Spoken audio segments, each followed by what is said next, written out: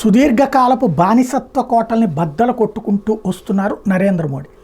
బ్రిటిషోడి తరహా రైళ్లు ఇప్పుడు కాదు, బ్రిటిషోడి తరహా రైల్వే స్టేషన్లు ఇప్పుడు కాదు, బ్రిటిషోడి తరహా పార్లమెంట్ ఇప్పుడు కాదు, అలా అన్నీ మనదైన ముద్ర వేశారు. బ్రిటిషోడి తరహా రోడ్లు కాదు, ఇప్పుడు భారత రోడ్లు, అంతర్జాతీయంగా పోటీ పడుతున్న రోడ్లు, రవాణా సదుపాయాల దగ్గర నుంచి విమానాశ్రయాల దాకా అన్నిట్లలో కూడా ఆ విధమైనటువంటి మార్చుకొచ్చారు. అట్లాగే చివరికి ఇంతకాలం ఉన్నటువంటి ఆంగ్లో ఇండియన్ నామినేటెడ్ పోస్టులను కూడా తీసిపడేశారు ఆయన వచ్చిన తర్వాత.